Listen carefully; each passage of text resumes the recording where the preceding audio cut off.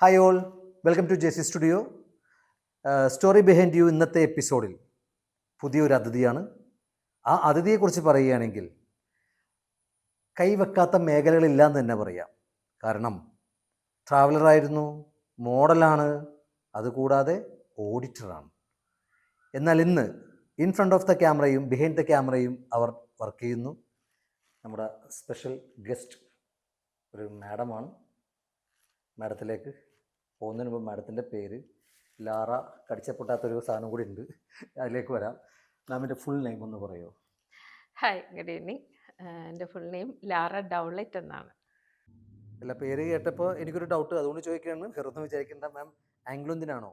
ഞാൻ ലാറ്റിനാണ്. ലാറ്റിനാണ്. ബേസ്മെൻറ്റ് എറണാകുളമാണ്. എറണാകുളം തന്നെ. ജനിച്ചു ജനിച്ചു വളർന്നതൊക്കെ എറണാകുളം. വളർന്നതൊക്കെ എറണാകുളം. ഇന്നിപ്പോൾ രണ്ടാമത്തെ ആളാണ് ഒരു കൊച്ചി കാരിയെ ഇപ്പോൾ കിട്ടുന്നത്. അപ്പോൾ ഓക്കെ മാം, നമ്മുടെ ഒരു ചാനലാണ്. അപ്പോൾ സ്റ്റോറി ബിഹൈൻഡ് യു എന്ന് പറഞ്ഞിട്ടുണ്ടെങ്കിൽ നിങ്ങളുടെ പുറകേലുള്ള സ്റ്റോറികൾ ഒരുപാടുണ്ട് മാം, ഇവിടം വരെ എത്താൻ അല്ലേ? അപ്പോൾ അങ്ങനെയുള്ള കുറച്ച് കാര്യങ്ങളാണ് നമുക്ക് ചോദിച്ചറിയേണ്ടത്. മാം, എൻ്റെ പേര് സച്ചിൻ എന്നാണ്, ഞാനും കൊച്ചിക്കാരനാണ്. ഓക്കെ, എനിക്ക് മാമിനോട് ആദ്യമായിട്ട് ചോദിക്കാനുള്ളത്, ഇന്ന് മാം ഒരുപാട് മേഖലകളിൽ കൈ വെച്ച് മുന്നോട്ട് പോകുന്ന ഒരാളാണ്. അപ്പോൾ ഈ സിനിമാ മേഖല, ഓഡിറ്ററാണ്, മോഡലാണ്, അങ്ങനെ പല പല മേഖലകളുണ്ട്. ബിസിനസ് എന്തൊക്കെയോ മാം ചെയ്യുന്നുണ്ടെന്ന് പറഞ്ഞു. അപ്പോൾ അതിനു മുന്നേ മാം എന്തായിരുന്നു, എങ്ങനെയായിരുന്നു നിങ്ങളുടെ ലൈഫ് സ്റ്റൈലും എന്തായിരുന്നു? ആസ് യു സെഡ്, ഇപ്പോൾ പല മേഖലകളിലുണ്ട്. പക്ഷെ നമ്മളെല്ലാവരും ഒരു കുട്ടിയായിട്ട് തുടങ്ങി. അപ്പോൾ by the grace of God ഒരു 5 വയസ്സ് തൊട്ട് തന്നെ കലാരംഗത്ത് വളരെ ആക്റ്റീവായിരുന്നു. ബേസിക്കലി എൻ്റെ നാട്ടിൽ അറിയപ്പെടുന്ന ഒരു കൊച്ചു കലാകാരിയായിരുന്നു ഞാൻ. Very good. യാ, അതിൽ ഏറ്റവും കൂടുതൽ ഡാൻസ്, ഡ്രാമ ആക്ടിങ്, പിന്നെ പ്രസംഗ മത്സരങ്ങൾ, ക്വിസ് കോമ്പറ്റീഷൻസ്, അങ്ങനെ ഒരുവിധം പാഠ്യ മേഖലയും അല്ലാത്ത മേഖലയും ഒരുമിച്ച് കൊണ്ടുപോയ ഒരാളായിരുന്നു. പഠനത്തിലും നന്നായി മികവ് പുലർത്തിയിരുന്നു. School ടോപ്പറായിരുന്നു, school ലീഡറായിരുന്നു. അതെല്ലാം കഴിഞ്ഞ് അന്നത്തെ കാലത്ത് ആൾക്കാർ അധികം ചൂസ് ചെയ്യാത്ത, ബേസിക്കലി എല്ലാവരും എൻജിനീയറിങ്ങും ഡോക്ടർ ആ ഫീൽഡിലേക്ക് പോകുമ്പോൾ ഞാൻ വളരെ ഡിഫറെൻ്റായി ചാർട്ടേഡ് അക്കൗണ്ടൻസി എന്നൊരു കോഴ്സ്, അന്ന് എൻ്റെ സമയത്ത് അത്ര അറിയപ്പെട്ട് തുടങ്ങിയിട്ടില്ലായിരുന്നു. പക്ഷേ എങ്ങനെയോ ഞാനതറിയാനും എൻ്റെ ഫാമിലിയിൽ ആരുമില്ല അങ്ങനെ, പക്ഷേ അതിലേക്ക് പോകാനും, അങ്ങനെയാണ് ഞാനൊരു ഓഡിറ്റർ എന്ന ഒരു ഫീൽഡിലേക്ക് എത്തിപ്പെട്ടത്. പക്ഷേ ഇപ്പം നേരത്തെ പറഞ്ഞു വന്ന പോലെ ചൈൽഡ് ആർട്ടിസ്റ്റ് ആയിരുന്ന സമയത്ത് തന്നെ ഞങ്ങളുടെ തൊട്ടടുത്തുള്ള പള്ളി ഒരു യൂത്ത് സെൻ്ററാണ്, ഡോൺ ബോസ്കോ യൂത്ത് സെൻറ്റർ. പിന്നെ ഞാൻ പഠിച്ച സ്കൂള് LMCC ഗേൾസ് കോൺവെൻറ്റ് സ്കൂളാണ്, സിസ്റ്റേഴ്സ് നടത്തുന്നത്. ഇത് രണ്ടുമായിരുന്നു എൻ്റെ മെയിൻ തട്ടകങ്ങൾ. അവിടെ നമ്മളെ മാക്സിമം അവർ എൻകറേജ് ചെയ്യാനും അങ്ങനെ അന്ന് എൻ്റെ ചെറിയ പ്രായത്തിൽ എങ്ങനെ എറണാകുളമൊന്നും ആയിട്ടില്ല സിനിമയുടെ വലിയൊരു മേഖല. ഇപ്പം എറണാകുളത്താണല്ലോ എല്ലാം, പക്ഷെ അന്ന് ചെന്നൈ ബേസ്ഡ് ആണെല്ലാം. പക്ഷെ ആ സമയത്ത് എന്നെ വീട്ടിൽ വന്ന് ഫോട്ടോഷൂട്ട് നടത്തുകയും എൻ്റെ 5ലും 6ലൊക്കെ പഠിക്കുന്ന സമയത്ത് സിനിമയിലേക്ക് എൻട്രി വളരെ വൈഡായിട്ട് കിട്ടിയ ഒരാളാണ്. പക്ഷെ ഫോട്ടോയൊക്കെ എടുത്ത് പോയി എന്നല്ലാതെ അതിൻ്റെ അപ്പുറത്തേക്ക് പോകാൻ ഈ പറഞ്ഞ പോലെ സിനിമയുടെ ഒരു ദൂരം അതുകൊണ്ട് തന്നെ വീട്ടുകാർക്ക് അത്ര താല്പര്യമില്ലായിരുന്നു. ഏറ്റവും ലാസ്റ്റ് വന്ന എനിക്കൊരു ചാൻസ് ഫാസിൽ സാറിൻ്റെ ഒരു ഡാൻസിങ് ഇതൊക്കെയുള്ള മൂവിയിലെ മെയിൻ ആക്ടറായിട്ടാണ് വന്നത്. പക്ഷെ അതും ലാസ്റ്റ് ആയപ്പോഴത്തേക്കും എന്തോ എക്സാം ടൈമോ എന്തൊക്കെയോ പറഞ്ഞ് ബേസിക്കലി അതൊക്കെ വിട്ടുപോയി. പിന്നെ നമുക്കും പോയാൽ പോയി, ഇല്ലെങ്കിൽ ഇല്ല. എനിക്ക് തോന്നുന്നത് വിനീതിന്റെ മൂവിയാണ്. വിനീതല്ല, എനിക്ക് ആ പേര് കിട്ടുന്നില്ല. സോണിയ എന്ന് പറഞ്ഞിട്ടൊരു കുട്ടിയാണ് അവസാനം ആ ലീഡ് ചെയ്തത്. ശ്രീവിദ്യയൊക്കെ ഉള്ളത്, പേര് കിട്ടുന്നില്ല. ഓക്കെ. അപ്പോൾ അത് കഴിഞ്ഞ് ഞാനും അതിൽ നിന്ന് എനിക്കങ്ങനെ നിർബന്ധമൊന്നുമില്ല. നമുക്ക് ഓൾറെഡി നമ്മൾ ബിസിയാണ് സ്റ്റഡീസിലും മറ്റു കാര്യങ്ങളിലും പള്ളിയിൽ. അപ്പോൾ ഞാൻ തന്നെ കൊറിയോഗ്രഫി ചെയ്തിട്ടാണ് ഞാൻ പല ഡാൻസ് ഫോംസും ആ കാലത്ത് അവതരിപ്പിച്ചിട്ടുള്ളത്. അപ്പോൾ ടീച്ചേഴ്സിൻ്റെ നിന്നും പഠിച്ചിട്ടുണ്ട്, ഇല്ലെന്നല്ല. പക്ഷേ ഓരോ പ്രോഗ്രാം വരുമ്പോഴും മിക്കവാറും ഞങ്ങളുടെ ചേർച്ച് റിലേറ്റഡ് ഒക്കെ ആയിട്ട് എല്ലാ വീക്കെൻഡും അല്ലെങ്കിൽ എല്ലാ സൺഡേയും വിൽ ബി ഓൺ സ്റ്റേജ് എന്തെങ്കിലുമൊക്കെ പ്രോഗ്രാം. അങ്ങനത്തെ കുഞ്ഞു കുഞ്ഞു പ്രോഗ്രാമിലൂടെ വളർന്ന് പിന്നെ പല സംഘടനകളിലും അതിൻ്റെ ഭാരവാഹിത്വ ഇതിലേക്ക് വരികയും അങ്ങനെ പെൺകുട്ടികളുടെയും അല്ലാത്തതായ പള്ളിവകയും അല്ലാത്തതായ സംഘടനകളിലൊക്കെ വർക്ക് ചെയ്തു. അങ്ങനെ ഒരു ലീഡർഷിപ്പ് ക്വാളിറ്റി ബിൽഡ് ചെയ്യാൻ പറ്റി. അത് ഫൈനലി സ്കൂൾ ലീഡറായിട്ട് സെലക്ട് ചെയ്യപ്പെട്ടു. അത് കഴിഞ്ഞ് കോളേജിലെത്തി. കോളേജിൽ രാഷ്ട്രീയത്തിലേക്കൊന്നും കയറിയില്ല. ഞാൻ തേവര എസ് കോളേജിലാണ് ബികോം ചെയ്തത്. ഓക്കെ. അപ്പോൾ അല്ലാതെ പക്ഷേ എല്ലാ കോളേജ് ആക്ടിവിറ്റീസിലും പങ്കെടുക്കുമായിരുന്നു. ഡാൻസിലും അവിടെ ഓൺ സ്റ്റേജ് പെർഫോം ഒക്കെ ചെയ്യുമായിരുന്നു. പിന്നെ സ്റ്റഡീസ് അങ്ങനെ അങ്ങ് പോയി. പിന്നെ കോളേജ് കഴിഞ്ഞ ഉടനെ CA കോഴ്സിലേക്ക് കടന്നു. അതിൻ്റെ 3 ഇയേഴ്സ് ഇന്നത്തേന്നും ഡിഫറൻ്റ് ആയിരുന്നു. ഞങ്ങൾക്ക് ആദ്യം 3 ഇയേഴ്സ് ആർട്ടിക്കിൾഷിപ്പ് ഉണ്ട്. അതിന് ഓഹോ. ശേഷം അതിൻ്റെ ഒരു പകുതി സ്റ്റേജിലൊക്കെ എത്തുമ്പോഴാണ് നമ്മൾ എക്സാമിലേക്ക് പോകുന്നത്. ആ ഒരു സ്റ്റേജ് എത്തിയപ്പോഴാണ് ആർട്ടിൽ നിന്ന് കുറച്ച് മാറി നിൽക്കാൻ തുടങ്ങിയത്. എന്ന് വെച്ചാൽ CA എന്ന് പറയുന്നത് അതുപോലെ ഒരു ഡെഡിക്കേഷൻ വേണ്ട ഒരു പഠനമാണ്. അപ്പോൾ അത് നമ്മൾ ഡോക്ടറും എഞ്ചിനീയറും പഠിക്കുന്ന പോലെ ഒരു ക്യാമ്പസിൻ്റെ അകത്ത് ഒരു കോളേജിൻ്റെ അകത്ത് ഇരുന്നുള്ള പഠിത്തമല്ല. അത് ബേസിക്കലി നമ്മളിലേക്ക് തന്നെയാണ്, ഓരോ സ്റ്റുഡൻറ്റിലേക്കുമാണ് ആ റെസ്പോൺസിബിലിറ്റി വരുന്നത്. നമുക്കങ്ങനെ പ്രത്യേകിച്ച് ഇൻസ്റ്റിറ്റ്യൂട്ടിൻ്റെ കീഴിലിരുന്നല്ല നമ്മൾ പഠിക്കുന്നത്. ഇപ്പോൾ ഒത്തിരി കോച്ചിങ് ക്ലാസ്സുകളുണ്ട്, ട്രെയിനിങ് സെൻറ്ററുകളുണ്ട്. പക്ഷേ ഞങ്ങളുടെ സമയത്ത് ഞങ്ങൾക്ക് സ്റ്റഡി മെറ്റീരിയൽ ഇൻസ്റ്റിറ്റ്യൂട്ടിൽ നിന്ന് വരും. നമ്മൾ വീട്ടിൽ ഇരുന്ന് പഠിക്കണം. അതേസമയം നമ്മൾ ട്രെയിനിങ്ങിന് ഓഫീസിൽ പോയി ഈ ഓഡിറ്റിംഗ് വർക്കുകൾ ചെയ്യണം. അപ്പോൾ ഇത് രണ്ടും കൂടെ മാനേജ് ചെയ്താണ് പോയിരുന്നത്. അങ്ങനെ അത് അത്യാവശ്യം ഭംഗിയായിട്ട് ആ 3 ഇയേഴ്സ് അവസാനിപ്പിച്ചു. പക്ഷെ അത് കഴിഞ്ഞ് ഇറങ്ങിയ ഉടനെ നാട്ടു നടപ്പനുസരിച്ച് മാരേജിലേക്ക് പോയി. മാരേജ് കഴിഞ്ഞ ഉടനെ ഹസ്ബൻഡ് വിദേശത്തായിരുന്നു. അങ്ങനെ ഞാൻ ആദ്യം എത്തിയത് ബഹ്റിനിലാണ്. ബഹ്റിനിൽ കുറച്ച് വർഷങ്ങളുണ്ടായിരുന്നു. പിന്നെ ഞങ്ങളിപ്പോൾ ലാസ്റ്റ് ഒരു 15 ഇയേഴ്സോളം ദുബായിൽ ജീവിച്ചിരുന്നു. അപ്പോൾ രണ്ടിടത്തും ഞാൻ വർക്കിംഗ് പേഴ്സൺ ആയിരുന്നു. അത് വർക്ക് ചെയ്തിരുന്നത് ഓഡിറ്റിംഗ് ഫീൽഡ് തന്നെയായിരുന്നു, അക്കൗണ്ട്സ് ആൻഡ് ഓഡിറ്റിംഗ് ഫീൽഡിൽ. ലാസ്റ്റ് വർക്ക് ചെയ്തിരുന്നത് ദുബായ് മീഡിയ സിറ്റിയിൽ ഒരു മൾട്ടിനാഷണൽ കമ്പനിയിലായിരുന്നു. അവർ പബ്ലിഷിംഗ് ആൻഡ് റിപ്പോർട്ട്സുകൾ ഒരു കമ്പനിയാണ്. അതായത് ഒരു സ്റ്റഡീസിനെ കുറിച്ച് ഓയിലിൻ്റെ റിസർച്ച്, അങ്ങനെ ഓരോ കണ്ടന്റ് റിസർച്ച് ചെയ്തിട്ട് അതിൻ്റെ റിപ്പോർട്ട്സുകൾ ഇറക്കുന്ന ഒരു അറൗണ്ട് 150 എംപ്ലോയീസ് ഉള്ള കമ്പനിയിൽ ആകെയുള്ള 2 മലയാളികളിൽ ഒരാളായിരുന്നു ഞാൻ അക്കൗണ്ട് സെക്ഷനിൽ വർക്ക് ചെയ്തിരുന്നത്. അതെല്ലാം നമുക്ക് ഒത്തിരി എക്സ്പോഷർ തന്നു. Sorry, media city. അപ്പോൾ അല്ല, ദുബായിലായിരുന്നു. അങ്ങനെ മെയിൻ നല്ലൊരു കാലം ദുബായിൽ ഓഫീസ് വർക്കും ഫാമിലിയും ഒക്കെ. ദുബായ് അതിന് മുമ്പ് ബഹ്റിനിലായിരുന്നു. ചോദ്യം മാം, ദുബായിൽ ആയിരുന്നു പറഞ്ഞുകൊണ്ട് ചോദിക്കുന്നതാണ്, അവിടെ ഇന്ത്യൻ അസോസിയേഷനിലൊക്കെ ആക്റ്റീവ് ആയിരുന്നു മാം? ചർച്ചിൽ ആക്റ്റീവ് ആയിരുന്നു. പക്ഷേ അസോസിയേഷനിലേക്കൊന്നും ഞങ്ങൾ പോയിട്ടില്ല. അല്ലാതെ തന്നെ ഞങ്ങൾ ഫ്രണ്ട്സ് ഗ്യാങ്ങുകൾ ഓരോ സ്ഥലത്തും, നാട്ടുകാർ ഒത്തിരി പേരുണ്ടായിരുന്നു ബഹ്റിനിൽ. അപ്പോൾ ആ ഒരു കമ്മ്യൂണിറ്റിയിലാണ് കൂടുതൽ. അപ്പോൾ ഇനീഷ്യലി ആസ് നമ്മൾ ചിന്തിച്ചിരുന്ന പോലെ ഗൾഫ് ഇതിനൊന്നും പറ്റിയ സ്ഥലമല്ല എന്നുള്ള പോലെ ഞാൻ അതിലേക്കൊന്നും അത്ര എൻ്റെ കൾച്ചറൽ ആക്ടിവിറ്റീസ് ഒക്കെ ഇനീഷ്യലി മാറ്റിവെച്ചിരുന്ന ആളാണ്. പിന്നെ job, family life, friendship circle, അങ്ങനെ ആയിരുന്നു ആദ്യ കാലങ്ങൾ. പിന്നെ ദുബായിലേക്ക് വന്നപ്പോഴാണ് കുറച്ചും കൂടി എക്സ്പോഷർ കൂട്ടാൻ തുടങ്ങിയത്. പിന്നെ ഞാൻ വീണ്ടും അവിടെ എൻ്റെ ഡാൻസ് ക്ലാസ്സുകൾ റീസ്റ്റാർട്ട് ചെയ്തു. ഞാൻ ക്ലാസിക്കൽ അവിടെ ഒരു കലാക്ഷേത്ര എന്ന് പറഞ്ഞിട്ടൊരു സ്ഥലത്ത് ഞാൻ പഠിക്കുന്നുണ്ടായിരുന്നു. അപ്പോൾ അതിനുശേഷം എനിക്കൊരു കുഞ്ഞുണ്ടായി. അപ്പോൾ മോളും ഇതുപോലെ എൻ്റെ കൂടെ തന്നെ വന്ന് ആളും ക്ലാസിക്കൽ ഡാൻസ് പഠിച്ചു തുടങ്ങി. പക്ഷേ ആള് ഡിഫറെൻറ്റ് പേഴ്സണാലിറ്റി ഉള്ള ഒരാളാണ്. എങ്കിലും അമ്മയുടെ കൂടെ ഫോളോ ചെയ്ത് ക്ലാസ്സിൽ വരുമായിരുന്നു. ഞങ്ങൾ ഒരുമിച്ച് ഇപ്പോൾ താങ്കൾ ചോദിച്ച പോലെ ഗ്ലോബൽ വില്ലേജിൽ സ്റ്റേജിൽ, ഇന്ത്യൻ പവലിയൻ സ്റ്റേജിൽ ഞാനും മോളും കൂടെ പെർഫോം ചെയ്തിട്ടുണ്ട്. പിന്നെ ഞങ്ങളുടെ ഈ പഠിക്കുന്ന സ്ഥാപനത്തിൻ്റെ തന്നെ ആനുവൽ ഡേക്കും ഞങ്ങൾ ഒരേ സ്റ്റേജ് ഷെയർ ചെയ്തിട്ടുണ്ട്. അങ്ങനെ ഒരു ജസ്റ്റ് ബിഫോർ കൊറോണ ഞങ്ങൾ പ്ലാൻ ചെയ്ത്, എന്താ വെച്ചാൽ അന്യനാട്ടിൽ ജീവിക്കുമ്പോഴും ഐ ഡോണ്ട് നോ, എൻ്റെ മനസ്സെപ്പോഴും നാടുമായിട്ട് ഭയങ്കര കണക്റ്റഡ് ആയിരുന്നു. മനസ്സിലെപ്പോഴും എനിക്ക് അവിടെ ഒന്നിനും കുറവില്ല. വി ആർ വെൽ സെറ്റിൽഡ്, രണ്ടുപേരും ഒരുപോലെ ജോലി ചെയ്യുന്നു, രണ്ടുപേർക്കും കാറുണ്ട്, രണ്ടുപേരും ഇൻഡിപെൻഡൻ്റ് ആയിട്ട് പോകുന്നു, ഫാമിലി ഭയങ്കര യുണൈറ്റഡ് ആണ്. But always something was lacking. അത് എൻ്റെ നാടിങ്ങനെ തിരിച്ചു വിളിക്കുന്ന ഒരു ഫീലിലായിരുന്നു ചെന്നപ്പോൾ മുതൽ. നാടല്ല മാഡം വിളിച്ചത്, കലയാണ് മാമിനെ തിരിച്ചു വിളിച്ചത്. മേ ബി അതുണ്ടായിരുന്നു. അപ്പം നാട്ടിൽ വന്നാൽ എന്ത് ചെയ്യണം, ഈ പറഞ്ഞ പോലെ നാട്ടിൽ വന്നാൽ ഞാൻ അവിടെ നിന്നേ പ്ലാൻ ചെയ്തിരുന്നത്. അപ്പം ഞങ്ങളുടെ ഒരു തിരിച്ചു പോരുന്നതിന് ഒരു അറൗണ്ട് 5-6 ഇയേഴ്സ് മുമ്പ് തൊട്ട് തന്നെ ഇതിനെക്കുറിച്ച് ഡെയിലി എന്ന് പറഞ്ഞ പോലെ ഞാൻ ഹസ്ബൻഡിനോട് സംസാരിക്കുകയും എങ്ങനെ നമ്മൾ സെറ്റിൽ ബാക്ക് ചെയ്യണം എന്നുള്ള എൻ്റെ പ്ലാനിങ്ങുകളൊക്കെ ഞങ്ങൾ ഒത്തിരി ചെയ്യുമായിരുന്നു. അപ്പം ഹസ്ബൻഡിന് ആദ്യം ഒരു മടി ഉണ്ടായിരുന്നു. ആസ് യൂഷ്വൽ ഞങ്ങൾക്ക് അവിടെ നല്ല സെറ്റിൽഡ് ലൈഫാണ്, ഇവിടെ വന്നാൽ വാട്ട് വി വിൽ ഡു, അതായിരുന്നു പുള്ളിയുടെ ഒരു കൺസേൺ. പേഴ്സൺ. അപ്പോൾ എന്നെ സംബന്ധിച്ച് ഞാൻ എൻ്റെ ഫൈനാൻസ് അല്ലെങ്കിൽ ഓഡിറ്റിംഗ് ഫീൽഡ് ഇവിടെ ചെയ്യണ്ട എന്നുള്ള ഒരു തീരുമാനത്തിലായിരുന്നു. തിരിച്ച് എനിക്ക് എൻ്റെ കലാരംഗത്തേക്ക് തിരിച്ചു വരണം. എന്താണെന്ന് വെച്ചാൽ ഞാൻ ഇത്രയും വർഷം വർക്ക് ചെയ്തു. I supported my family with finance and everything and now it is my time for me to return back.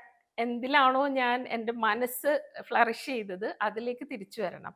അതിൽ നിന്ന് എനിക്ക് വേണ്ടതും ആ ഒരു ഹാപ്പിനെസ് ആണ്.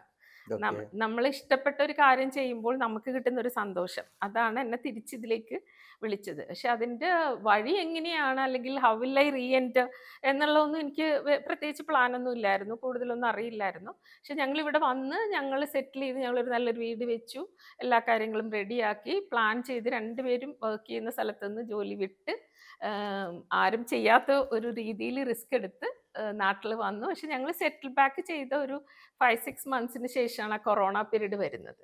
ഓഹോ. അപ്പോൾ ഞങ്ങൾക്കൊരു ടൈം വേണമല്ലോ നാട്ടിൽ വന്നൊന്ന് സെറ്റ് സെറ്റ് ആവാൻ. ആ ആവാൻ. സമയത്ത് ഞാൻ എപ്പോഴും പറയായിരുന്നു, ലോകം മുഴുവൻ ഞങ്ങളുടെ കൂടെ ഇരുന്ന പോലെ നമ്മളെല്ലാവരും വീട്ടിലിരുന്നൊരു സമയമായിരുന്നു ഞങ്ങൾ നാട്ടിൽ വന്ന് സെറ്റിൽ ചെയ്തത്. അപ്പോൾ ആ 1 ഇയർ 1.5 ഇയർ ഞങ്ങൾ നന്നായി വീട് എൻജോയ് ചെയ്തു. ഭയങ്കര ഒരു ആർട്ടിസ്റ്റിക്കലി മെയിൻറ്റെയിൻ ചെയ്യുന്ന ഒരു വീടാണ്. അപ്പോൾ അത് പ്ലാന്റ്സ് വെക്കുക, അങ്ങനെ കൃഷി കുറച്ച് പച്ചക്കറി കൃഷികൾ വെക്കുക. പിന്നെ ഹസ്ബൻഡിൻ്റെ അമ്മ ഉണ്ടായിരുന്നു, അപ്പോൾ ഓക്കെ. അമ്മയെ ടേക്കപ്പ് ചെയ്യുക. അങ്ങനെ ഞങ്ങൾ ഞങ്ങളുടെ കൊച്ചു സന്തോഷങ്ങളായിട്ട് ആ 1.5 വർഷം പ്രത്യേകിച്ചൊന്നും ചെയ്യാതെ ഞങ്ങൾ പോയി. പക്ഷേ വിട്ടുപോയൊരു പോയിന്റ്, ഞാൻ ഇവിടേക്ക് വന്ന സമയത്ത് എനിക്ക് ഒരു ബിസിനസ് കോൾ കിട്ടിയിരുന്നു. ഇവിടെ ഞങ്ങളുടെ CA ബാക്ക്ഗ്രൗണ്ടിൽ നിന്ന് തന്നെ എൻ്റെ കൂടെ പഠിച്ച ആൾക്കാരുടെ അടുത്തു നിന്ന് തന്നെ. അതായത് നമുക്കിവിടെ ഒരു കൺസൾട്ടൻസി ആൻഡ് ഒരു ട്രെയിനിങ് സെൻറ്റർ. ഓ, ഓ. അതായത് ഞാൻ ലാസ്റ്റ് ഈ മൾട്ടിനാഷണൽ കമ്പനിയിൽ നിന്ന് വിട്ട ശേഷം എൻ്റെ ഒരു ഫ്രണ്ടിൻ്റെ കൂടെ ഒരു 2-3 ഇയേഴ്സ്, അതായത് ഒരു ഹാഫ് ഡേ ജോബിന് വേണ്ടി മോളെ ടേക്കപ്പ് ചെയ്യാൻ വേണ്ടിയിട്ട് ഒരു ഹാഫ് ഡേ എൻഗേജ്ഡ് ആയിരിക്കാൻ വേണ്ടി ഒരു ഫ്രണ്ടിൻ്റെ കൂടെ CA ഫ്രണ്ടിൻ്റെ കൂടെ വർക്ക് ചെയ്തിരുന്നു. അപ്പോൾ ഞങ്ങൾ അവിടെ റിക്രൂട്ട്മെൻറ്റ് ചെയ്യുമായിരുന്നു നമ്മുടെ ക്ലയൻസിന് വേണ്ടി തന്നെ. അപ്പം നമ്മൾ മനസ്സിലായി. ചെയ്യുന്നത് അവരുടെ അക്കൗണ്ട്സ് ആൻഡ് ഓഡിറ്റ് ചെയ്ത് കൊടുക്കുക. അപ്പോൾ അവർ തന്നെ നമ്മളോട് ആവശ്യപ്പെടും, നിങ്ങൾക്ക് ആരെങ്കിലും ഉണ്ടെങ്കിൽ അയക്കാൻ പറഞ്ഞിട്ട്. അപ്പം നമ്മൾ ഫേസ് ചെയ്തൊരു പ്രോബ്ലം എന്താണെന്ന് വെച്ചാൽ, ഇപ്പം നിങ്ങൾക്ക് അറിയുന്ന പോലെ നാട്ടിൽ നിന്ന് ഒത്തിരി പേര് അവിടെ ജോലിക്ക് വരുന്നുണ്ട്. തീർച്ചയായിട്ടും.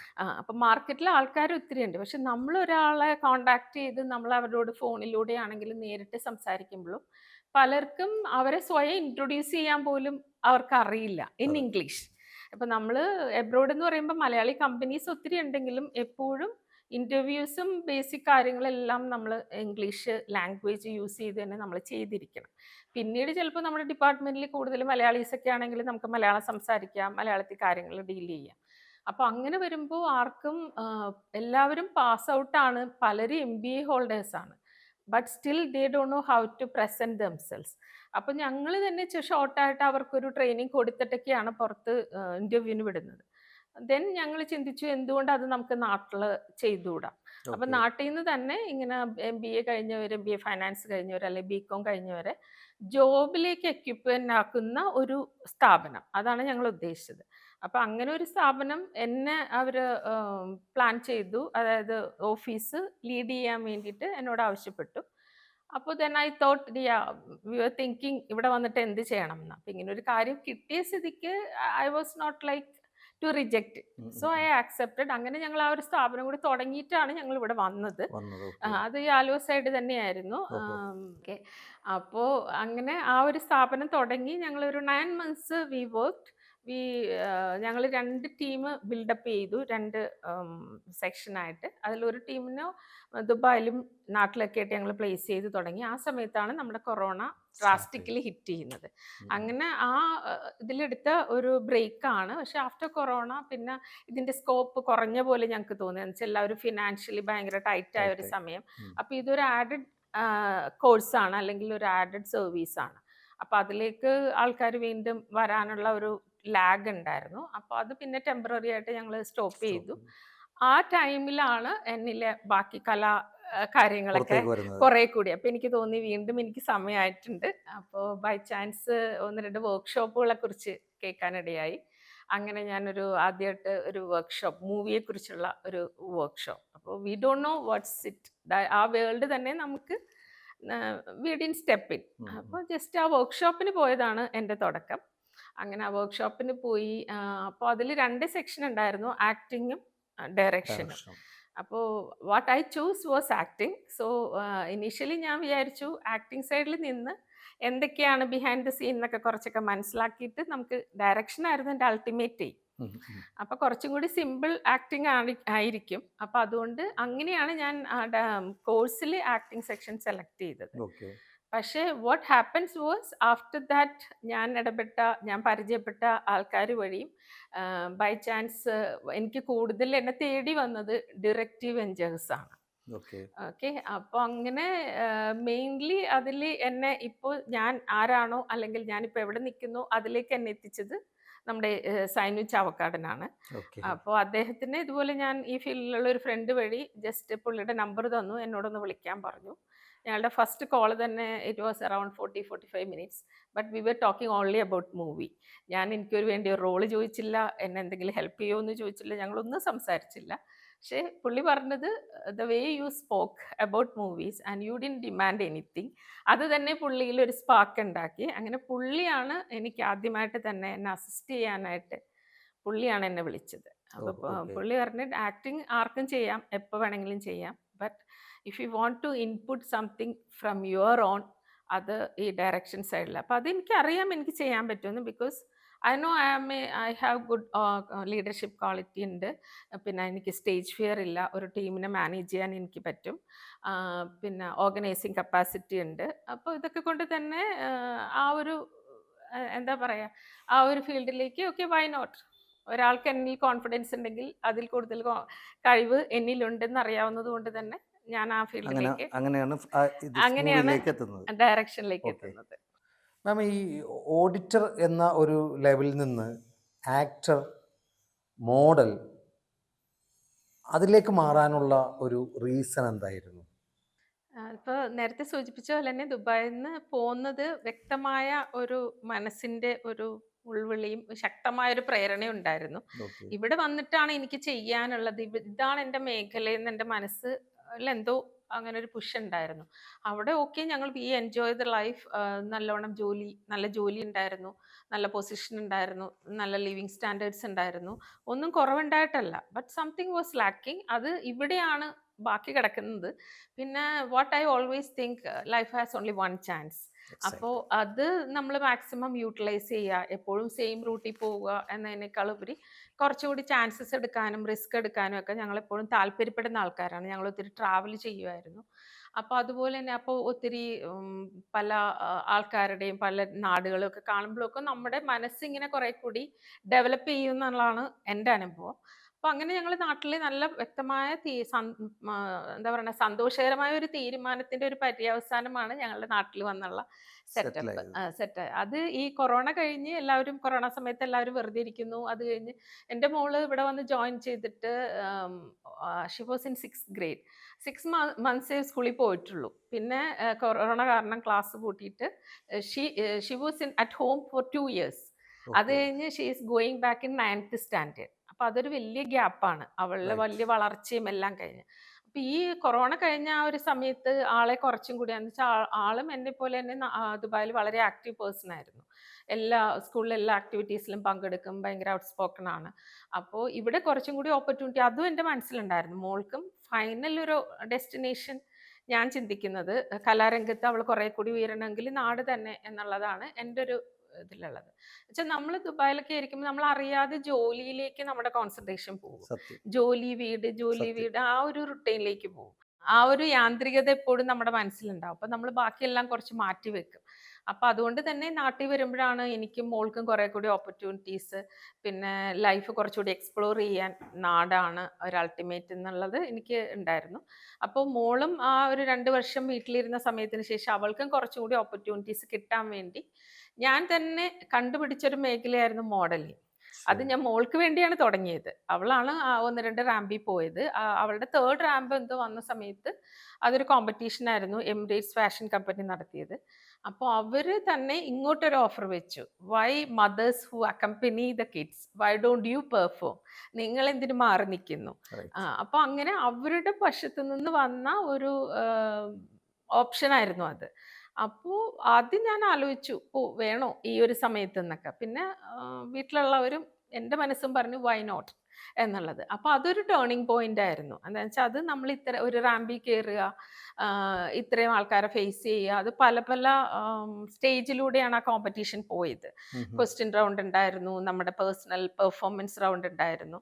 അപ്പോൾ അതിലൊക്കെ ചെയ്യാനും എൻ്റെ ഫസ്റ്റ് ഇൻട്രോ കഴിഞ്ഞ് ആദ്യത്തെ ഇതിലെ ഇൻട്രോ കഴിഞ്ഞ് ഞാൻ പുറത്തിറങ്ങിയപ്പോൾ തന്നെ മോളും മോളുടെ ഫ്രണ്ട്സ് ഫാമിലി അവിടെയുള്ള അന്നത്തെ പാർട്ടിസിപ്പൻസ് എല്ലാവരും കൂടി വന്നിട്ട് എന്നെ ഭയങ്കരമായിട്ട് അങ്ങ് അപ്രീഷിയേറ്റ് ചെയ്തു. Oh you are doing so good എന്നുള്ളത്.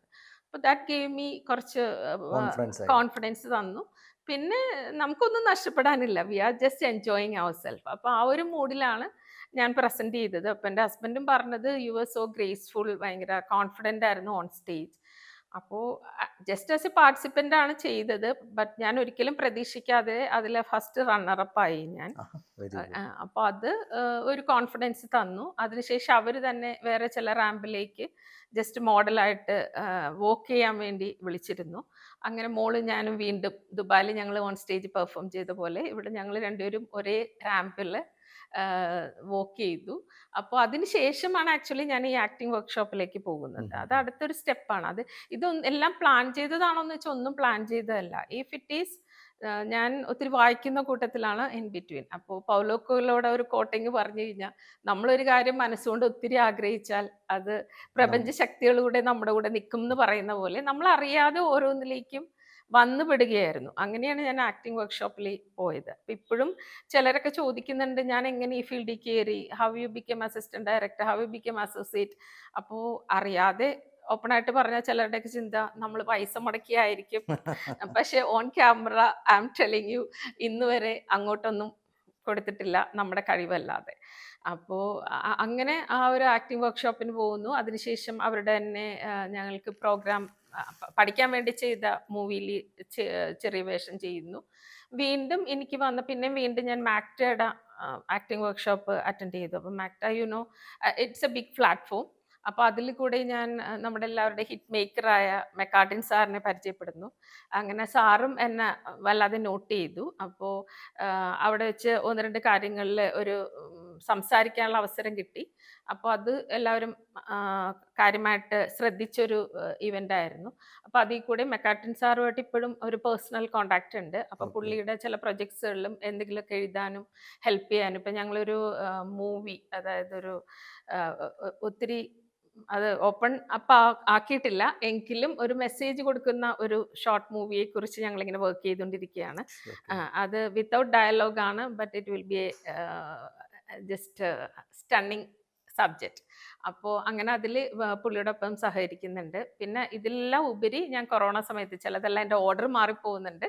കൊറോണ സമയത്ത് വീട്ടിൽ ഇരുന്നപ്പോൾ എന്നെ ആദ്യം ഓൺ സ്ക്രീനിൽ കൊണ്ടുവന്നത് ഒരു വൺ മിസ്റ്റർ സുനിൽനാഥാണ്. കേരള വിഷൻ്റെ പ്രൊഡ്യൂസറും ചില പ്രോഗ്രാം ഡയറക്ടേഴ്സുമാണ് പുള്ളി. അപ്പോൾ പുള്ളി എൻ്റെ അടുത്ത് വീട്ടിലിരുന്ന് തന്നെ ഷൂട്ട് ചെയ്ത് കൊടുക്കാൻ വേണ്ടി ആവശ്യപ്പെട്ടു. അപ്പോൾ അത് ഇതുപോലെ പുള്ളിയുടെ അടുത്ത് ഞങ്ങളൊരു കസിൻ തന്നെ സൂചിപ്പിച്ചു, ഇങ്ങനെ ഞാൻ കുറച്ച് ആക്റ്റീവാണ്, ഇങ്ങനെ കലാരംഗത്ത് ചെയ്യണം എന്നൊക്കെ ഉണ്ട് എന്നുള്ളതായിട്ട് ഞങ്ങളൊന്ന് സംസാരിച്ചു. അതിനുശേഷം പുള്ളി എൻ്റെ അടുത്ത് പറഞ്ഞു മൊബൈലിൽ ഷൂട്ട് ചെയ്ത് തന്നാൽ മതി, അന്ന് കൊറോണയാണ്, സ്റ്റുഡിയോ ഒന്നും ഓപ്പൺ അല്ല. അപ്പോൾ നമ്മൾ IFFK അവതരിപ്പിച്ച മൂവീസ്, ഇറാനിയൻ, ഇറ്റാലിയൻ മൂവീസ്, അങ്ങനത്തെ മൂവീസ് പുള്ളി എനിക്ക് അയച്ചു തരും. എന്നിട്ട് അതിനെക്കുറിച്ച് ഒരു റിവ്യൂ എഴുതിയിട്ട് ഞാൻ തന്നെ പ്രസൻറ്റ് ചെയ്ത് കൊടുക്കുമായിരുന്നു. അപ്പം നമ്മൾ വീട്ടിൽ ഞാൻ സംസാരിക്കും, ഹസ്ബൻഡ് തന്നെ. അപ്പം ഞങ്ങൾ രണ്ടുപേർക്കും ഇതിലൊന്നും വലിയ ശീലമില്ലാത്ത ആൾക്കാരാണ്, but we did our job. അങ്ങനെ അതാണ് ആദ്യമായിട്ട് ഓൺ സ്ക്രീനിൽ വന്ന കേരള വിഷൻ്റെ. അതിനുശേഷമാണ് ഈ പറഞ്ഞ മോഡലിങ്ങും പിന്നെ ആക്ടിങ് വർക്ക്ഷോപ്പും എല്ലാത്തിലും വന്നത്.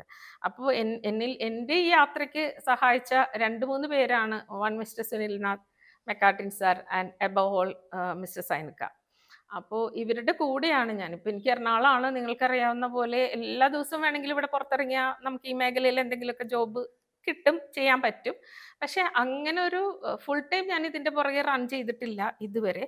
ഇപ്പോൾ നമ്മൾക്കുള്ള കോണ്ടാക്ട്സിൽ നിന്ന് എനിക്ക് അവർ തന്നെ തരുന്ന ഓപ്പർച്യൂണിറ്റീസ് ഞാൻ ഗ്രാബ് ചെയ്യുന്നു, യൂസ് ചെയ്യുന്നു. ബിക്കോസ് സിനിമാ മേഖലയിൽ ഇപ്പോൾ നടക്കുന്നതിനേക്കാൾ ഞാൻ ചിന്തിക്കുന്നത് I want to manage my home plus my passion. Not like I am just leaving my home behind and running after passion. അപ്പോൾ അത് ഒരു തീരുമാനമില്ല. ഇത്രയും വർഷം ഞങ്ങൾ ഹോം മാത്രമായിട്ട് പോയതാണ്. അപ്പോൾ അതുകൊണ്ട് തന്നെ രണ്ടും ബാലൻസ് ചെയ്ത്, മോളുടെ നല്ലൊരു ഏജാണ്, she is just going through her teenage. അപ്പോൾ ആ ഒരു ജേർണിയിൽ കൂടെ നിന്നുകൊണ്ട് തന്നെ ഞാൻ ഇതും മാനേജ് ചെയ്യുന്നു. പിന്നെ ഹസ്ബൻഡ് ഒത്തിരി സപ്പോർട്ടീവാണ്. എന്ത് കാര്യത്തിലും എപ്പോഴൊക്കെ മാറി നിൽക്കേണ്ടി വന്നിട്ടുണ്ടോ അപ്പോഴൊക്കെ പുള്ളിയും, അല്ലെങ്കിൽ ഞങ്ങൾ ഒരുമിച്ച് ഞങ്ങൾ രണ്ടുപേരും എൻ്റെ ഫ്രണ്ട്സിൻ്റെ ഇടയിലും കസിൻസിൻ്റെ ഇടയിലും ഒക്കെ അറിയപ്പെടുന്നത് ഞങ്ങൾ രണ്ടുപേരും പുറത്തും വീട്ടിലും ഒരുമിച്ച് ജോലി ചെയ്തു. ഓക്കെ. അതായത് ഞങ്ങൾ ഓഫീസിൽ പോകുന്നു, വർക്ക് ചെയ്യുന്നു, അതുപോലെ തന്നെ വീട്ടിലെ ജോലി ഞങ്ങൾ ഒരുമിച്ച് മാനേജ് ചെയ്യുന്നു. അപ്പോൾ അതിൽ ആരും അങ്ങോട്ടും ഇങ്ങോട്ടും ഞാനാണോ നീയാണോ ഒരു ഇതുമില്ല. We don't have any ego in between. So we manage the home also very well. അപ്പം അതുകൊണ്ട് ഇപ്പം ഞാൻ 2 ദിവസം മാറി നിന്നാലും ഹി വിൽ മാനേജ്. ബട്ട് അത് വിചാരിച്ചിട്ട് ഞാൻ ഒരു അഡ്വാൻറ്റേജ് എടുക്കാതെ what ever I can make it comfortable for them, I will make it ready and then I will leave. Okay. അപ്പോൾ രണ്ടുപേരും അങ്ങോട്ടും കൊണ്ടും കൊടുത്തും നിൽക്കുന്നു. അതുകൊണ്ട് ഇതുവരെ ഭംഗിയായിട്ട് പോയി. ശരി മാം. ഇപ്പം ഞാനാണെങ്കിൽ എൻ്റെ ഫാമിലിയിൽ യാത്രകൾ ഒരുപാട് ഇഷ്ടപ്പെടുന്ന ആൾക്കാരാണ്. മാം ഒരുപാട് യാത്രകൾ ചെയ്തിട്ടുണ്ടെന്നും യാത്രകൾ ഇഷ്ടപ്പെടുന്ന ഒരാളാണെന്നും ഞാൻ അറിഞ്ഞായിരുന്നു. എന്താണ് യാത്രകൾ മാമിനെ എത്രത്തോളം സ്വാധീനിക്കുന്നുണ്ട്? യാത്രകൾ എപ്പോഴും ആ പേര് തന്നെ സൂചിപ്പിക്കുന്നത് നമ്മളെ പുതിയ കാഴ്ചകളിലേക്കാണ് അല്ലേ. നമ്മൾ പുതിയ പുതിയ രാജ്യങ്ങൾ സന്ദർശിക്കുന്നു, അവിടുത്തെ പുതിയ പുതിയ ജനങ്ങളെ കാണുന്നു. ഈവൻ നമ്മൾ ഇന്ത്യൻസിനെ പോലെ അല്ലല്ലോ ബാക്കി ഓരോരുത്തരും, അവരുടെ ലുക്കിൽ പോലും ഡിഫറെൻ്റ് ആണ് അല്ലേ. നമ്മളൊരാളുടെ റൈറ്റ്. ഫോട്ടോ കാണുമ്പോൾ നമ്മൾ തന്നെ കറക്റ്റ്. പറയും ഇയാൾ ജാപ്പനീസ് ആണ്, അല്ലെങ്കിൽ ഇയാൾ ഫിലിപ്പിനോയാണ്, ഇയാൾ അറബിക് ആണ് എന്ന്. അപ്പം അതുപോലെ ആ നാട് തരുന്ന വ്യത്യസ്തത, പിന്നെ നമ്മുടെ മൊണോട്ടണസ് ലൈഫിൽ നിന്നുള്ള നമ്മുടെ ചേഞ്ച് നമ്മളിലേക്ക് തരുന്ന പുതിയ കാഴ്ചകൾ, അത് നമ്മൾക്ക് തരുന്ന സന്തോഷം, നമുക്ക് തരുന്ന ഒരു റിലാക്സ്, അതിലുപരി ഓരോ രാജ്യത്തും ആൾക്കാർ എങ്ങനെയൊക്കെ ജീവിക്കുന്നു എന്ന് നമ്മൾ കാണുമ്പോഴുള്ള നമ്മുടെ ഒരു എന്തൂസിയാസം, ഇതെല്ലാം എന്തൊക്കെയോ രീതിയിൽ നമ്മളെ അറിഞ്ഞും അറിയാതെ നമ്മൾ ഇൻഫ്ലുവൻസ് ചെയ്യുകയാണ്. പിന്നെ എല്ലാത്തിലുപരി ദൈവം സൃഷ്ടിച്ച ഈ പ്രപഞ്ചം, അത് നമ്മൾ ജീവിക്കുന്ന ഒരു കൊച്ചു കേരളവും അല്ലെങ്കിൽ കൊച്ചിൻ്റെയും, ഞാൻ ഗൾഫിലേക്ക് പോകുന്നതിന് മുമ്പ് എറണാകുളം അല്ലാണ്ട് ഞാൻ വേറെ സ്ഥലമൊന്നും കണ്ടിട്ടില്ലായിരുന്നു. പക്ഷേ അവിടുന്ന് തുടങ്ങിയ എൻ്റെ യാത്രകൾ ഇപ്പോൾ ഞങ്ങൾ ഏകദേശം ഒരു 16-18 കൺട്രീസ് വിസിറ്റ് ചെയ്തിട്ടുണ്ട്. ആഹാ. ഇപ്പോൾ ഏറ്റവും ലാസ്റ്റ് ഈ വർഷം ഞങ്ങൾ പോയത്, കഴിഞ്ഞ ഏപ്രിലിൽ പോയത് ഭൂട്ടാനിലായിരുന്നു. ഓ. നേപ്പാൾ കണ്ടിട്ടുണ്ട്. അതിന് മുമ്പ് പിന്നെ പാരീസ്, ടർക്കി ആയിരുന്നു ഞങ്ങളുടെ ആദ്യത്തെ ഒരു വെഞ്ചർ. സ്വിറ്റ്സർലൻഡ്, ഹോങ്കോങ്, അങ്ങനെ ഒത്തിരി സ്ഥലങ്ങൾ. അപ്പോൾ അതിൽ ചിലതെല്ലാം ഞങ്ങൾ തന്നെ ഓർഗനൈസ് ചെയ്യും. ഹസ്ബൻഡ് അതിൽ നല്ലൊരു പ്ലാനറാണ്. പുള്ളി സ്വയം ഞങ്ങളുടെ ഇറ്റിനറിയൊക്കെ ഇട്ട് ഞങ്ങൾ തനിച്ചുള്ള ട്രിപ്പുകളായിരുന്നു. മോളൊരു 3 ഇയേഴ്സ് ആയപ്പോൾ തൊട്ട് എല്ലാ വർഷവും മസ്റ്റായിട്ട്, that doesn't depends on our finance. അത് ഞങ്ങളുടെ ഒരു പ്ലാനിങ് ആയിരുന്നു, ഞങ്ങളുടെ ഒരു മോട്ടീവായിരുന്നു. അപ്പോൾ ഞങ്ങളുടെ വീട് പണി നടക്കുന്ന സമയത്തും ഞങ്ങൾ ടൂർ മിസ് ചെയ്തിട്ടില്ല. അപ്പോൾ ഓക്കെ. അത് ഞങ്ങളെക്കാളും ഫൈനാൻസ് ഉള്ളവരും ചിലപ്പോൾ ഒരു കൺട്രി കാണാത്ത ആൾക്കാർ ഒത്തിരി പേരുണ്ടാവും. പക്ഷെ അതാ ഞാൻ പറഞ്ഞത്, അത് നമ്മുടെ എന്തൂസിയാസം അല്ലെങ്കിൽ ഞങ്ങളുടെ ഒരു പ്ലാനിങ്. അപ്പോൾ ഞങ്ങൾക്ക് നാട്ടിൽ വരുന്നതിന് മുമ്പ് മാക്സിമം കോസ്റ്റ്ലി കൺട്രീസ് കവർ ചെയ്യുക എന്നുള്ളതായിരുന്നു ഞങ്ങളുടെ ഒരു പ്ലാൻ. ദുബായിൽ നിന്ന് ഏറ്റവും എളുപ്പത്തിൽ പോകാൻ പറ്റുന്ന സ്ഥലങ്ങൾ മാക്സിമം കവർ ചെയ്യുക. അത് ആ ഒരു ടൈം പീരീഡിൽ കവർ ചെയ്യാവുന്ന അത്രയും ഞങ്ങൾ കവർ ചെയ്തു. പിന്നെ നാട്ടിൽ വന്നിട്ട് ഇന്ത്യ മാക്സിമം എക്സ്പ്ലോർ ചെയ്യുക. പക്ഷെ അത് അത്രയും ആയിട്ടില്ല.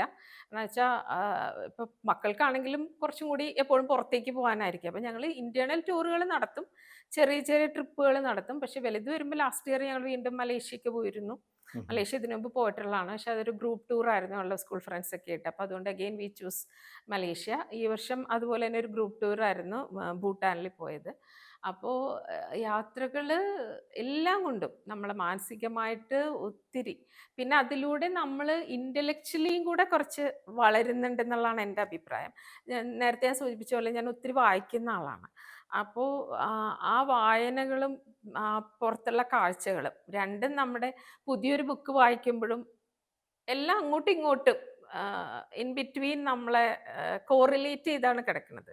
അതായത് നമ്മുടെ വിഷൻ, നമ്മൾ നേരിട്ട് കാണുന്നത്, ഒരു ബുക്ക് വായിക്കുമ്പോൾ നമ്മളുടെ ഇമാജിനേഷൻ ഇല്ലേ, രണ്ടും അങ്ങോട്ടും ഇങ്ങോട്ടും നമ്മളെ ഒത്തിരി ഹെൽപ്പ് ചെയ്യാൻ ഈ യാത്രകൾ എന്നെ ഒത്തിരി ഹെൽപ്പ് ചെയ്തിട്ടുണ്ട്.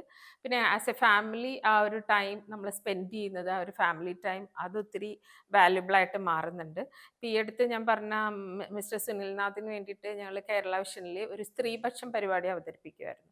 അപ്പോൾ അതിൽ ഇതുപോലെ യാത്രകളെക്കുറിച്ചുള്ള ഒരു എപ്പിസോഡിൽ എന്നെ ഗസ്റ്റായിട്ട് വിളിച്ചിരുന്നു. അന്ന് ഇതുപോലെ പല ക്വസ്റ്റ്യൻസും ഉണ്ടായിരുന്നു. എന്തുകൊണ്ട് ഇത്ര യാത്രകൾ ചെയ്യുന്നു, അല്ലെങ്കിൽ യാത്രയിൽ നിന്നുള്ള ഗുണങ്ങൾ എന്തൊക്കെയാണ്. അപ്പോൾ യാത്രകൾ എല്ലാവരോടും എനിക്ക് പറയാനുള്ളത് തന്നെ, നമ്മുടെ ഷോർട്ട് സ്പാൻ ഓഫ് ലൈഫ് നമ്മൾ ഭൂമിയിലുള്ള സമയം നമുക്ക് നമ്മുടെ കപ്പാസിറ്റിയിൽ നിന്ന് എന്ത് ചെയ്യാൻ പറ്റുമോ ഓൾവേസ് ഗോ ഹെഡ്. അതിന് ആരും ഒന്നും ബാരിയർ ആവാതിരിക്കട്ടെ എന്നുള്ളതാണ്. Okay ma'am. ഓക്കെ മാം, ഓരോ മേഖലയിൽ കടന്നു വരുമ്പോഴും നമുക്ക് ഒരുപാട് സപ്പോർട്ട് ചെയ്യുന്ന ആൾക്കാരും സപ്പോർട്ട് ചെയ്യാത്ത ആൾക്കാരും ഉണ്ട്. അങ്ങനെ ജഡ്ജ്മെൻറ്റ് ചെയ്യുന്ന എന്തെങ്കിലും ഒരു അവസ്ഥ, ഒരു സിറ്റുവേഷൻ മാമിൻ്റെ ലൈഫിൽ ഉണ്ടായിട്ടുണ്ടോ? എന്നെ സംബന്ധിച്ച് കുഞ്ഞിലേ വളർന്നത് തന്നെ ഫാമിലി സപ്പോർട്ടോടുകൂടിയാണ് ഈ കലാരംഗത്തേക്ക് കയറിയത്. എൻ്റെ അമ്മ, ബ്രദേഴ്സ്, സിസ്റ്റർ, എൻ്റെ ഒരു സിസ്റ്ററാണ് എൻ്റെ കോസ്റ്റ്യൂം ഡിസൈൻ ചെയ്യുന്നത്. എല്ലാ കാര്യങ്ങളും എനിക്ക് വേണ്ടി ചെയ്തു തരുന്നത്. ബ്രദേഴ്സ് ആണെങ്കിലും ഇപ്പം ഞാൻ നേരത്തെ പറഞ്ഞു ഞാൻ സ്വയം കോമ്പയർ ചെയ്യും. അപ്പോൾ എവിടെ നിന്ന് പാട്ട് കേൾക്കണം, ഏത് പാട്ട് ചൂസ് ചെയ്യണം, ഇതിലൊക്കെ അന്ന് നമ്മൾ ചെറിയൊരു ടേപ്പ് റെക്കോർഡറൊക്കെ വെച്ച് കളിക്കുന്ന കാലമാണ്. അപ്പോൾ അതിൽ പോലും അവർ ഒത്തിരി അത് മിക്സ് ചെയ്യാനും കാര്യങ്ങൾ ചെയ്തു തരാനും ഒക്കെ ഒത്തിരി എൻ്റെ ഫാമിലി എൻ്റെ കൂടെ ഉണ്ടായിരുന്നു. എൻ്റെ ഫ്രണ്ട്സിന് വേണ്ടി, എൻ്റെ കൂടെ കളിക്കുന്നവർക്ക് വേണ്ടി പോലും ഭക്ഷണം ഒരുക്കാനും സപ്പോർട്ട് ചെയ്യാനും ഒക്കെ എൻ്റെ പാരൻസ്, അവർ കാരണം തന്നെയാണ് ഞാൻ ഇവിടം വരെ എത്തിയത്. പിന്നെ എന്താ പറയുക, ദൈവത്തിൻ്റെ ഒരു ഇത് ഞാൻ എപ്പോഴും എടുത്തു പറയുന്നു. ഒരു ദൈവാനുഗ്രഹത്തിൽ വളർന്നതായിട്ടാണ് ഞാൻ കണക്ക് കൂട്ടുന്നത്. എനിക്ക് കിട്ടിയ പാർട്ട്ണറും എന്താണെന്ന് വെച്ചാൽ എൻ്റെ പാർട്ട്ണർ എൻ്റെ ലൊക്കാലിറ്റിയിൽ നിന്ന് തന്നെയാണ്. എന്നെ നേരത്തെ അറിയുന്ന ആളായിരുന്നു. അപ്പോൾ ഞാൻ ആരാണെന്ന് അറിഞ്ഞിട്ട് തന്നെയാണ് പുള്ളി തന്നെ പ്രപ്പോസൽ നടത്തിയത്. അപ്പോൾ പുള്ളിക്ക് അറിയായിരുന്നു ഞാൻ ആരാന്ന്. അപ്പോൾ ആ രീതിയിൽ ഇനീഷ്യലി എൻ്റെ CA പഠിത്തം കാരണമൊക്കെ ഞങ്ങളത് ഡ്രോപ്പ് ഔട്ട് ചെയ്തെങ്കിലും പിന്നീട് അതിലേക്ക് തിരിച്ചു വരണം എന്നുള്ളത് എൻ്റെ ഒരു പാഷനാണെന്ന് മനസ്സിലാക്കിയപ്പോൾ ഫുൾ സപ്പോർട്ട് പുള്ളിയുടെ ഭാഗത്തു നിന്നുണ്ട്. പിന്നെ ഞാൻ നേരത്തെ സൂചിപ്പിച്ചു ഇപ്പം എങ്ങനെ ഈ ഫീൽഡിൽ കയറി എന്ന് പലർക്കും ഒരിതുണ്ട്. പക്ഷേ എങ്കിലും ഞാൻ ഈ ഫീൽഡിൽ ഇപ്പം എന്ത് ചെയ്താലും എന്നെ അറിയുന്ന എൻ്റെ നാട്ടുകാർക്ക് ഇതിലൊരു അത്ഭുതവും ഇല്ല. ബിക്കോസ് അവർ കണ്ടതാണ് ഞാൻ എങ്ങനെയാണ് വളർന്നത്. അപ്പോൾ അതുകൊണ്ട് തന്നെ ലാറി ഇപ്പം ഇതാണ് എൻ്റെ പേര് കൊണ്ട്, ഇപ്പം നേരത്തെ നമ്മൾ സൂചിപ്പിച്ച പോലെ എൻ്റെ പേരിനാൽ തന്നെ അറിയപ്പെടുന്ന ആളാണ് ഞാൻ. പിന്നെ എന്നെ സംബന്ധിച്ച് ഞാൻ പഠിത്തം മാറ്റിവെച്ചിട്ടില്ല, മറ്റൊരു കാര്യങ്ങളും മാറ്റിവെച്ചിട്ടില്ല, ഫാമിലി എന്നുള്ള ബോണ്ടിങ് മാറ്റിവെച്ചിട്ടില്ല. വേറൊരു രീതിയിലും മോശപ്പെട്ടു അല്ലെങ്കിൽ നാട്ടുകാരുടെ മുമ്പിൽ എന്തെങ്കിലും മോശത്തരം വന്നു എന്ന് പറയാൻ എന്നെക്കുറിച്ച് ഒരു കഥകളും നാട്ടിലില്ല. അപ്പോൾ അതുകൊണ്ട് തന്നെ ആർക്കും അങ്ങനെ ചൂണ്ടിക്കാണിക്കാനൊന്നുമില്ല.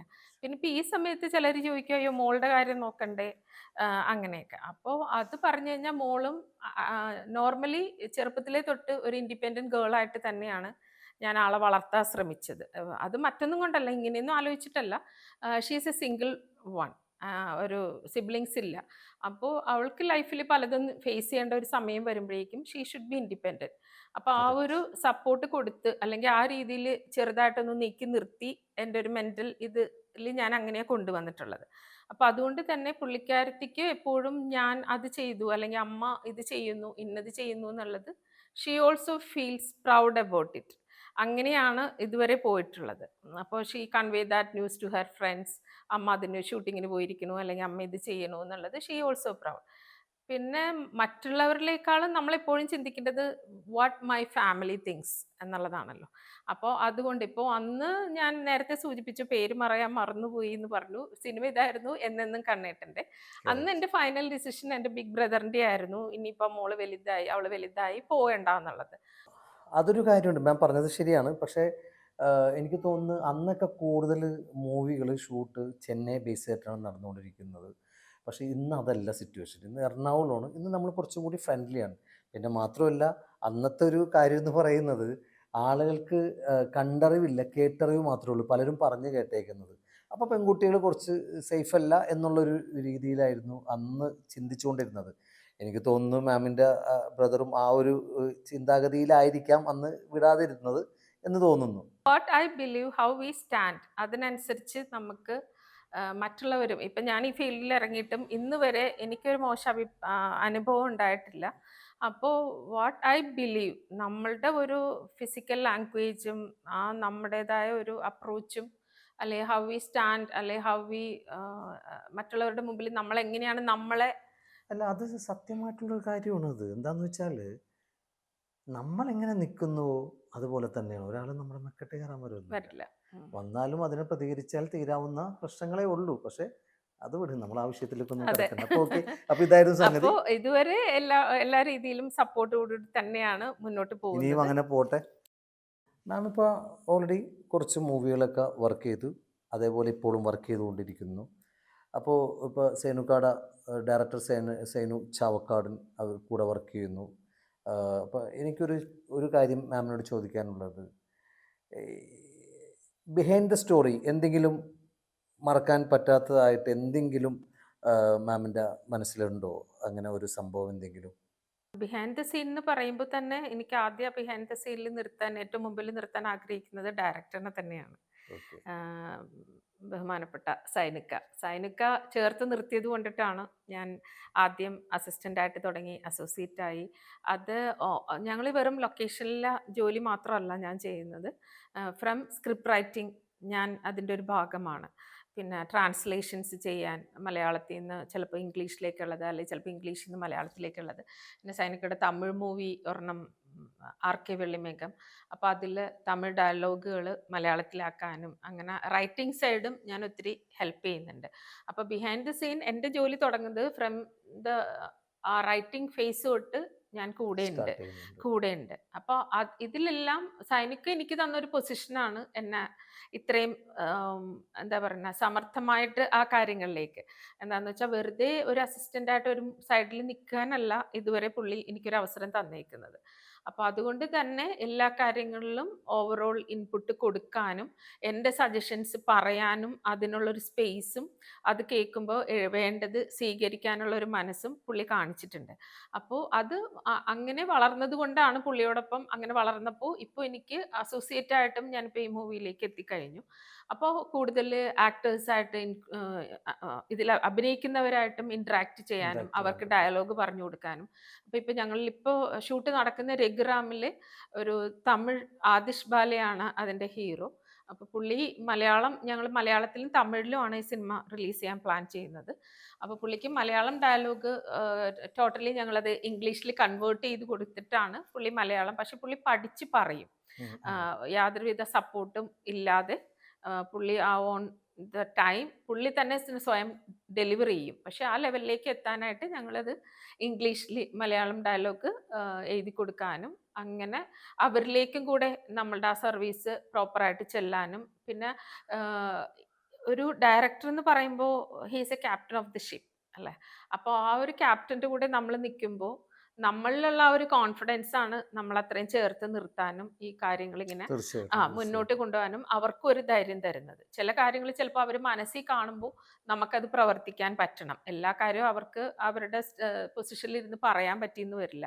അപ്പോൾ ആ ഒരു ടീമിനെ കോർഡിനേറ്റ് ചെയ്യാനും ആ ഒരു ലൊക്കേഷനിൽ ആ ഒരു ഡിസിപ്ലിൻ കീപ്പപ്പ് ചെയ്യാനും എല്ലാത്തിലും ഒരു ഹാർമണിയിൽ കൊണ്ടുപോകാൻ സൈനിക പൊതുവേ പുള്ളിയുടെ സെറ്റുകളൊക്കെ അങ്ങനെയാണ്. വലിയ ബഹളങ്ങളും ഷൗട്ടിങ്ങുകളും അങ്ങനെയൊന്നുമല്ല. പുള്ളി മാക്സിമം ഫ്രണ്ട്ലി ആയിട്ട് തന്നെ കൊണ്ടുപോകുന്ന ആളാണ്. പക്ഷെ ഓൾ ഓവർ എല്ലാവർക്കും ഉണ്ടാവും ആ പ്രഷർ, എല്ലാവർക്കും കൂടി ഒരു ക്യാപ്റ്റൻ ഡീൽ ചെയ്യുമ്പോൾ. അപ്പോൾ ആ സമയത്തൊക്കെ നമ്മളാലാവുന്നത് കൂടെ ചെയ്ത് ആ ബിഹൈൻഡ് ദ സീൻ എത്രത്തോളം സ്മൂത്ത് ആക്കുക എന്നുള്ളതിന് മാക്സിമം കോൺട്രിബ്യൂഷൻ ഇന്ന് വരെ കൊടുക്കാൻ പറ്റിയിട്ടുണ്ടെന്നുള്ളതാണ് ഒരു വിശ്വാസം. മാം, ഒരു ചോദ്യം, അത് വേറൊന്നുമില്ല, ഇന്നത്തെ സമൂഹത്തിന് വേണ്ടിയിട്ടാണ്. കാരണം മാം ഓൾറെഡി ഒരു വർക്ക് നേരത്തെ ചെയ്തൊരു ഇൻസ്റ്റിറ്റ്യൂഷൻ ചെയ്യുന്നുണ്ടായിരുന്നു. ഇതിനൊക്കെ ഒരു ടൈം ഷെഡ്യൂൾ ഉണ്ടായിരുന്നു. ഒരു 9 to 5 അല്ലെങ്കിൽ അങ്ങ് പോയി 9 to 6 അങ്ങനെ പോയിട്ടുണ്ടായിരുന്നു.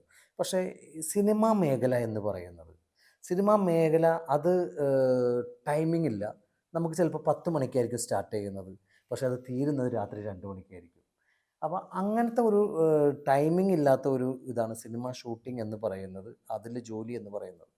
അപ്പോൾ അതിലേക്ക് കടന്നു വരാൻ ആഗ്രഹിക്കുന്ന ഇന്നത്തെ ന്യൂ ജെൻ പെൺകുട്ടികളാണ്, ഒരുപാട് പേര് ആഗ്രഹിക്കുന്നുണ്ട് അത്. അവർക്കായിട്ട് മാമിന് എന്ത് അഡ്വൈസാണ് കൊടുക്കാനുള്ളത്? ഓഫ് കോഴ്സ് നമ്മൾ നേരത്തെ സൂചിപ്പിച്ച പോലെ ഞാൻ എൻ്റെ പ്രൊഫഷൻ തുടങ്ങിയത് CA ആർട്ടിക്കൽഷിപ്പ് തൊട്ട് ടൈം ബൗണ്ട് ജോലി ചെയ്ത ആളാണ്. ഞാൻ ഒരിക്കലും ഫാമിലി നേരത്തെ പറഞ്ഞ പോലെ ഒരു ഡിസ്റ്റർബൻസും ഇല്ലാതെ കറക്റ്റ് ടൈമിൽ പോകുന്നു വരുന്നു അങ്ങനെയൊക്കെ ആയിരുന്നു. പക്ഷെ അതല്ല എന്നറിഞ്ഞുകൊണ്ട് തന്നെയാണ് സിനിമയിലേക്ക് കയറിയത്. അത് ഈ പറഞ്ഞ പോലെ നമ്മുടെ പാഷൻ അല്ലെങ്കിൽ നമ്മുടെ മനസ്സിൻ്റെ ആ ഒരു സന്തോഷം, ആ ഒരു പുഷ് അതാണ് നമ്മളെ ഈ കാര്യങ്ങളിലൊക്കെ കീപ്പ് ചെയ്യുന്നത്. സിനിമ ലൊക്കേഷൻ അല്ലെങ്കിൽ ആ ഫീൽഡ് ഒന്നും ഒട്ടും ഒരു നമ്മുടെ കംഫർട്ട് സോൺസ് അല്ല. എനിക്ക് തന്നെ എൻ്റെ കംഫർട്ട് സോണിൽ നിന്ന് ഞാൻ ഇറങ്ങി ചെല്ലുന്നതാണ് എൻ്റെ ലൊക്കേഷൻ. അപ്പോൾ പലതും എനിക്കവിടെ അഡ്ജസ്റ്റ് ചെയ്യേണ്ടി വരാറുണ്ട്. അതിൽ ഏറ്റവും പ്രധാനം ടൈമിംഗ് തന്നെയാണ്. ഞാൻ പറയുന്നുണ്ടോന്നും വിചാരിക്കേണ്ട, വേറൊന്നുമില്ല.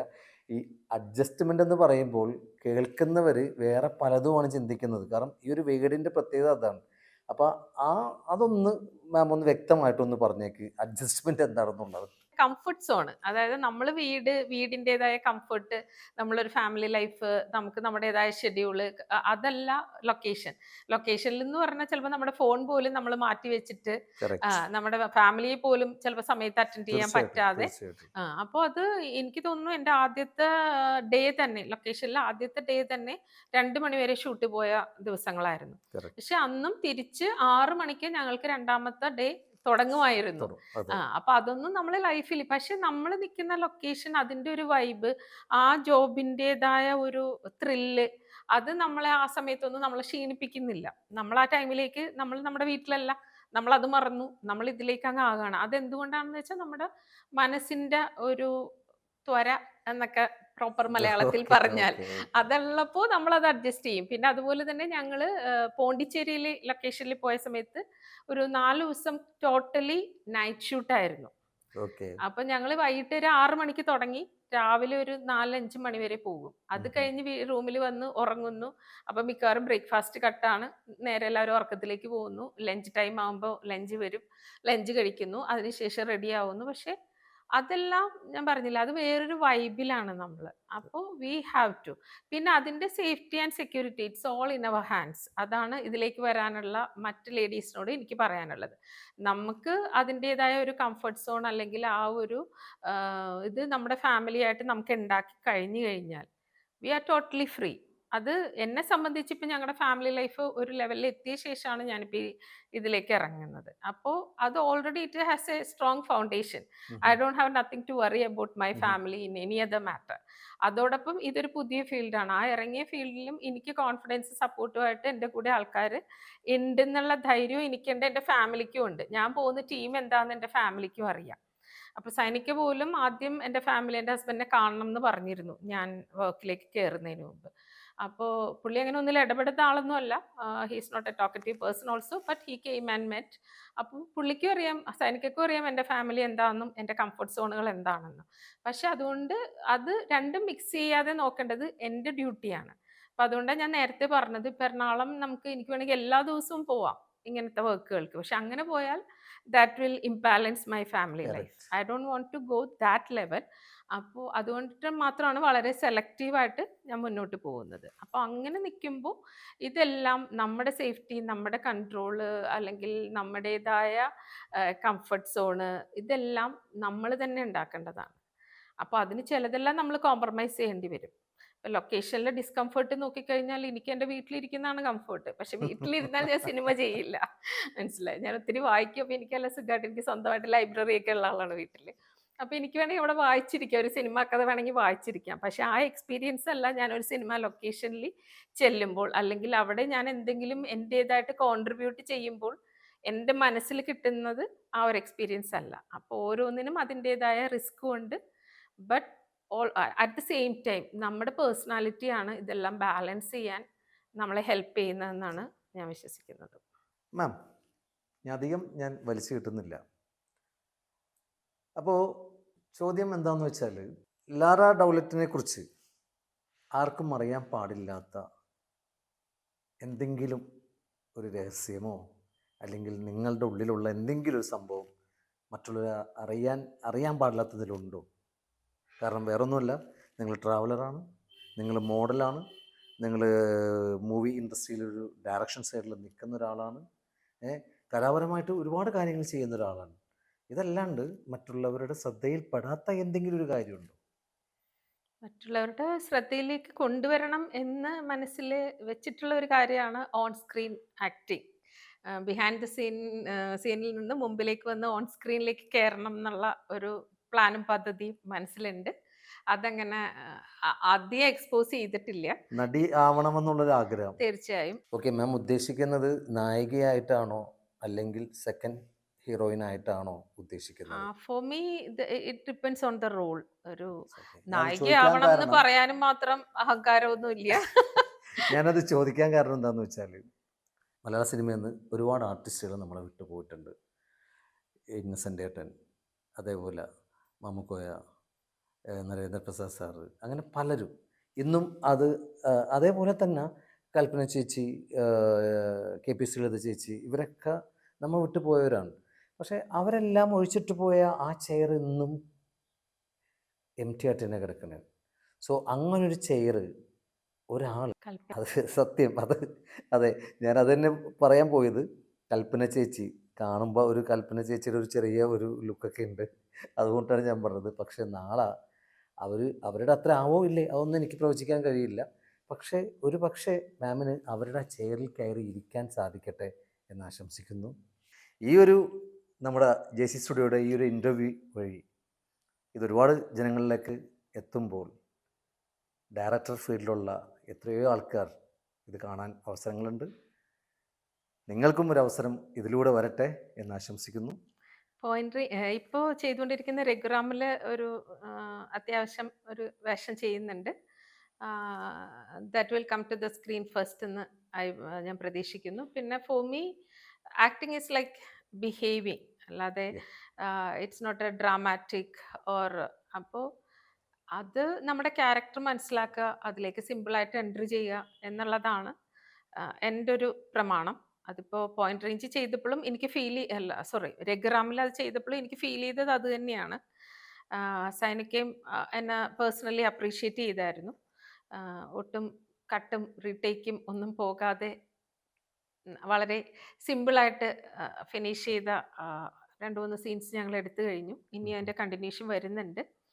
അപ്പോൾ അതൊരു വലിയ ടാസ്ക്കായിട്ട് ഞാൻ ബിലീവ് ചെയ്യുന്നില്ല. If I get a chance I am ready. As I said before, എനിക്കങ്ങനെ സ്റ്റേജ് ഫിയറോ ആൾക്കാരെ പേടിയോ അങ്ങനെ ഒന്നുമില്ല.